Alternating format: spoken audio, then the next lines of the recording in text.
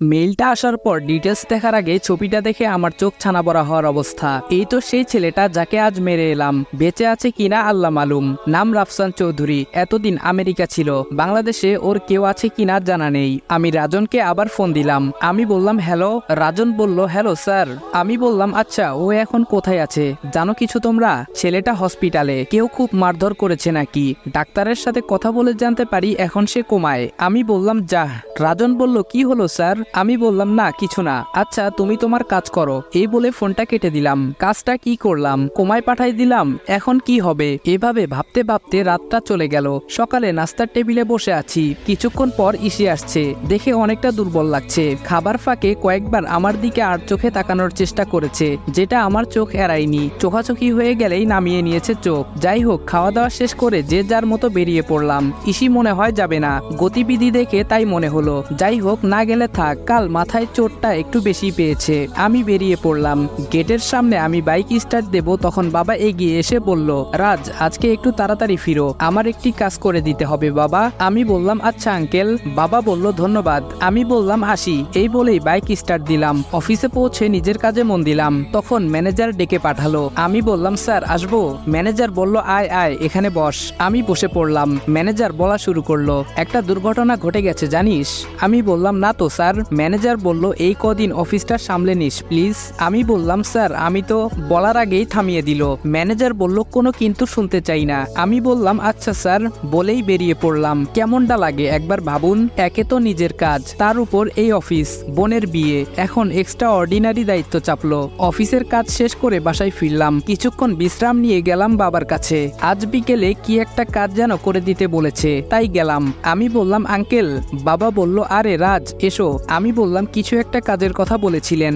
বাবা বলল ও হ্যাঁ আমি তো ভুলেই গেছিলাম। শোনো বাবা, রোহানদের বাড়িতে কিছু জিনিস পাঠাতে হবে। আশরাফ তো একটু ব্যস্ত অফিসের কাজে, তাই তোমায় বলছিলাম আর কি, যাবে বাবা? আমি বললাম আচ্ছা ঠিক আছে। বাবা বলল তাহলে বিকেলে তৈরি থেকো কেমন? আমি বললাম আচ্ছা ঠিক আছে। এই বলে রুমে চলে এলাম। এসেই অগ্নিকে ফোন দিলাম। আমি বললাম অগ্নি আজকে তোমরা সামলে নিও, আমি একটু অন্য কাজে ব্যস্ত থাকবো। অগ্নি বলল ওকে স্যার, আপনি নিশ্চিত থাকুন। আমি বললাম অল দ্য বেস্ট, বাই। বলে ফোনটা কেটে ল্যাপটপে যতটুকু সম্ভব কাজ করার চেষ্টা করলাম। দেখতে দেখতে বিকেল হয়ে গেল, তাই আমি রোহানদের বাসার উদ্দেশ্যে বেরিয়ে গেলাম। কিছুক্ষণ গাড়ি চলার পর চৌধুরী বাড়ির সামনে এসে গাড়ি থামলো। আমার সাথে আরো কয়েকজন এসেছে আমাকে সাহায্য করার উদ্দেশ্যে। সবাইকে দিয়ে সব জিনিসপত্রগুলো ভেতরে পাঠিয়ে দিলাম। তারপর আমি ভেতরে ঢুকলাম। মিসেস চৌধুরী অর্থাৎ রোহানের মা রাবেয়া চৌধুরী এগিয়ে এসে আমাদের আপ্যায়ন করার জন্য ব্যস্ত হয়ে পড়লেন। আন্টি বলল এসো এসো তোমরা বসো এখানে। আমি বললাম আন্টি এত ব্যস্ত হওয়ার কিছু নাই, আসলে আশরাফ ভাইয়া একটু ব্যস্ত থাকার কারণে আমাকে আসতে হলো। আন্টি বলল তাতে কি হয়েছে, একজন এলেই হলো, তোমরা বসো। এই বলে উনি ভেতরের দিকে গেলেন, আর আমি এই দিকে চারদিকটা ভালোভাবে চোখ বুলিয়ে নিলাম। এমন সময় পেছন থেকে কেউ ডাক দিল। পেছন ফিরে দেখি রোহান। রোহান বলল hi, I am Rohan, I think you Raj. আমি বললাম ইয়া। বলে দুজন হাত মিলিয়ে নিলাম। রোহান বলল আরিশফার মুখে আপনার নাম আর কথা শুনেছি। আমি একটু অবাক হয়ে বললাম তাই নাকি? রোহান বলল আরিশফা বলেছিল ওর আরেকজন ভাই ছিল আদিব ভাইয়া, অনেক ছোটবেলায় নাকি হারিয়ে গেছে। আপনি নাকি দেখতে অনেকটা ওর ভাইয়ের ছোটবেলার চেহারার সাথে মিল যায়। রোহান এক নাগারে কথাগুলো বলে যাচ্ছে আর আমি শুধু শুনছি। রোহান আরো অনেক কথা বলল, সাথে আমিও টুকটাক বললাম। আমি বললাম আচ্ছা থাকো, আমি উঠলাম। রোহান বলল সে কি, আপনারা তো কিছু নিলেন না? আমি বললাম এখন সময় নেই ভাই, পরে এক সময় এসে পেট পুরে খাবো, বলেই বেরিয়ে এলাম। আর রোহান ওখানেই দাঁড়িয়ে আমাদের দিকে তাকিয়ে থাকলো। বেশ অনেকক্ষণ আমরা চৌধুরী ম্যানশনে ছিলাম, কিন্তু রৌফ চৌধুরীকে দেখলাম না। হয়তো অফিসের কাজে ব্যস্ত, কিন্তু এখন তো অফিসে থাকার কথা না। যাকগে এত কিছু ভেবে লাভ নেই। কিছুক্ষণের মধ্যে গাড়ি পৌঁছে গেছে। আমি ভেতরে গিয়ে বাবাকে জানিয়ে দিলাম সব ঠিকঠাক মতো পৌঁছে গেছে। বলে রুমে এসে ফ্রেশ হয়ে নিয়ে রুমে কিছুক্ষণ বসে থাকলাম। কেমন যেন লাগছে, মনে হচ্ছে আমার অবর্তমানে আমার রুমে কেউ প্রবেশ করেছিল। কেমন যেন খটকা লাগছে। তখনই মনে পড়লো আজকে রুমে তালা দেওয়া হয়নি। কে আসতে পারে বুঝতে পারছি না। কার্ড আর পিস্তল আমার সাথেই ছিল, তবে ল্যাপটপটা বাসায় ছিল। তাড়াতাড়ি গিয়ে ল্যাপটপটা অন করে দেখলাম না তেমন কিছু হয়নি। আর হবেই বা কি করে? অনুমান করে পাসওয়ার্ড দেওয়া কারো সাধ্যের বাহিরে, তাই নিশ্চিত হলাম পুরো বাড়িতে বিয়ের তোড়জোড় চলছে। আমি কোথা থেকে শুরু করব বুঝতে পারছি না। রাফসান চৌধুরীর উপর যেই সন্দেহের তীরটা গিয়ে ঠেকেছিল, কিন্তু সে তো এখন কোমায়। কি করি? রোহান চৌধুরীকে সন্দেহের কোনো অবকাশ পেলাম না। ছেলেটা খুব অমায়িক আর ভদ্র বলেই মনে হলো। তাহলে সন্দেহ এখন কাকে করব? রাফসানকে একবার দেখতে হবে। তখন মারার ধান্দায় দেখতে পাইনি, তাই রাজনকে ফোন দিয়ে হাসপাতালের ঠিকানাটা নিয়ে নিলাম। এখন ঘড়িতে রাত 9টা বাজে, তাই বাইকের চাবিটা নিয়ে বেরিয়ে পড়ি হাসপাতালের উদ্দেশ্যে।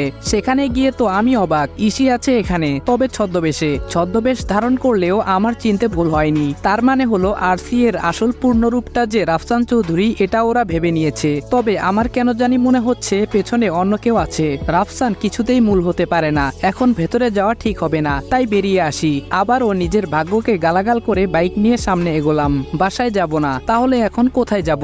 ভাবতে ভাবতে রাতুলদের বাসার সামনে এসে দাঁড়ালাম। কলিং বেল চাপতেই নীরব দরজা খুলে দেয়। নীরব বলল, স্যার আসুন আসুন। আমি বললাম, বাকিরা কোথায়? নীরব বলল, সবাই আছে স্যার, ওরা রুমে কাজ করছে, বসুন স্যার, আমি সবাইকে ডাকছি। আমি বললাম, ডাকতে হবে না, আমি যাচ্ছি ভেতরে। নীরব বলল, ওকে স্যার, এই বলে গেট লাগাতে চলে গেল। আর আমি ভেতরের দিকে গেলাম। আমায় ঢুকতে দেখে 3জন উঠে দাঁড়ালো। আমি বললাম, বসো বসো, কাজ কত দূর? অগ্নি বলল, স্যার আশা করছি খুব তাড়াতাড়ি আমরা একটা কুল কিনারা পেয়ে যাব। আয়াস বলল, স্যার সন্দেহভাজন সবার উপর নজর সমান তালে চলছে, তবে কাউকেই তেমন ভাবে ধরা যাচ্ছে না। এর মানে এই নয় সবাই ধোয়া তুলসী পাতা। স্যার অনেকের কাজ যাচাই করা হচ্ছে, আর অনেক অবৈধ সম্পদ বাজেয়াপ্ত করে কোষাগারে জমা দেওয়া হয়ে গেছে। আমি বললাম, ওয়েল ডান। অগ্নি বলল, হুম স্যার, সন্দেহের তীর এখন রৌফ আর রোহান চৌধুরীর উপর। আমি বললাম, না আরেকজন আছে।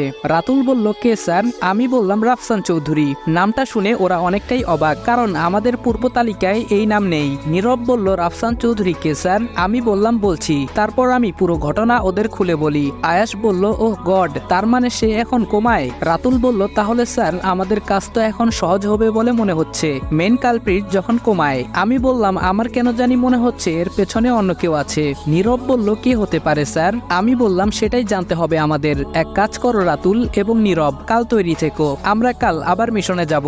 দুজনেই বলল, ওকে স্যার। অগ্নি বলল, স্যার আমি যেতে চাই। নীরব বলল, চুপ। অগ্নি বলল, তুই চুপ, তুই বাসায় কাজ কর। আমি বললাম, শান্ত হও, তোমরা আমার কথা শোনো। কাল নীরব রাতুল তৈরি থাকবে, আর এরপরে যেই মিশন হবে তখন ইনশাআল্লাহ অগ্নি এবং আয়াস যাবে। ওদের সাথে আরো কিছু কথাবার্তা বলে আমি বেরিয়ে পড়লাম।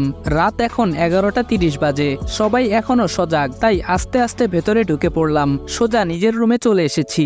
ফ্রেশ হয়ে এসে সোফায় বসেছি। হঠাৎ কার্ডটার কথা মনে হলো। পকেটে হাত দিয়ে দেখি আমার কার্ড নেই। সারা ঘর খুঁজে কোথাও পাইনি। কোথায় গেল আমার কার্ড? কেউ নিয়ে যায়নি তো? আমি কি ধরা পড়ে গেলাম?